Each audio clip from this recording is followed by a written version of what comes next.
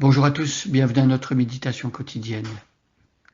Nous sommes aujourd'hui dans la troisième des 7 églises. Nous sommes en train de lire la lettre que Jean a transmise au pasteur de l'église et qui nous est parvenue plusieurs siècles plus tard. Et on remercie Dieu de la fidélité de l'apôtre Jean qui a fait exactement ce que Jésus lui a demandé de faire.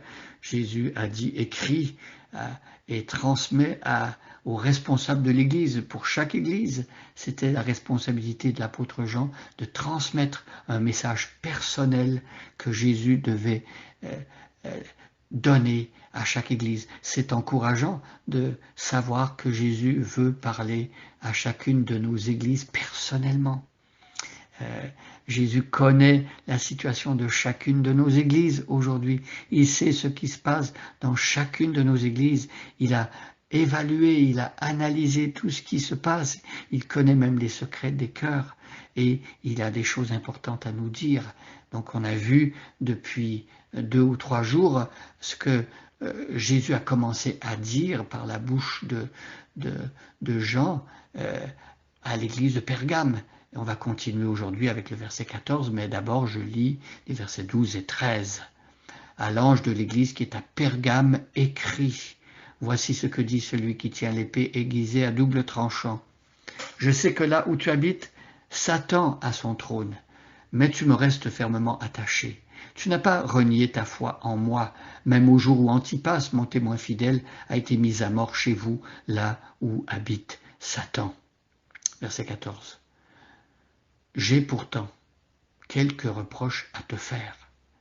Tu as chez toi des gens attachés à la doctrine de Balaam, qui avait appris au roi Balak à tendre un piège aux Israélites pour les amener à pécher en mangeant des viandes provenant des sacrifices offerts aux idoles et en se livrant à la débauche.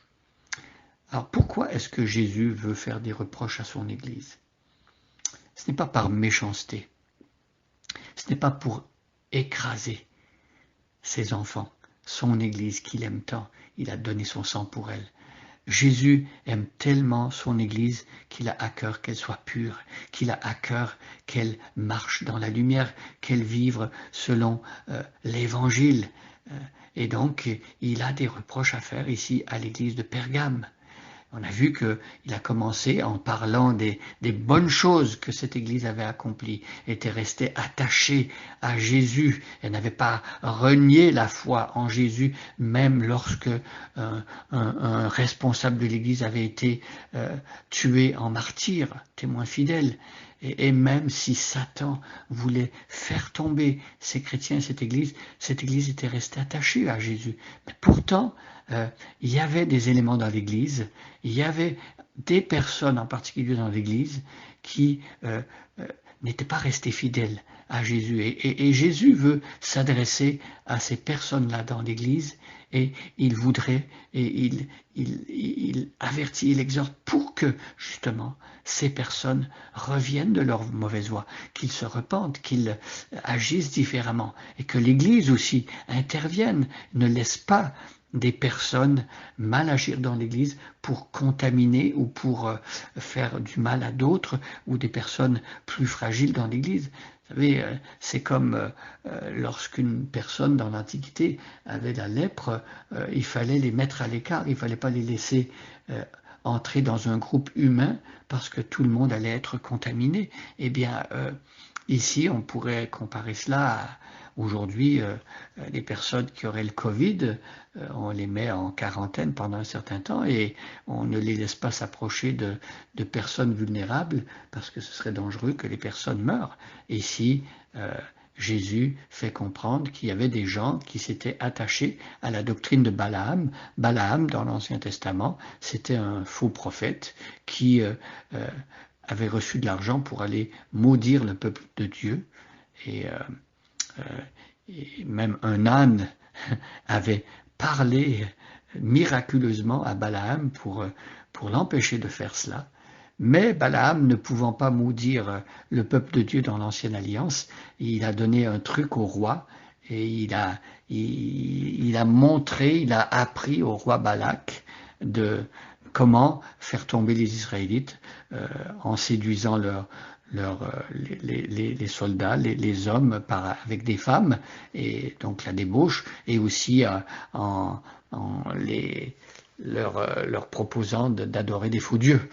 Et donc ici, dans l'église de Pergame, il y avait des personnes qui s'adonnaient à la prostitution sans doute, et qui vivaient des vies immorales, et qui devenaient une tentation pour les membres de l'église de faire comme eux, de tomber dans l'immoralité ou dans l'idolâtrie, d'adorer des faux dieux. Et donc ici, le texte nous dit que ces pratiques tendaient des pièges aux chrétiens de l'Église. Et on va voir que Jésus dit que ces choses-là ne doivent pas continuer dans l'Église.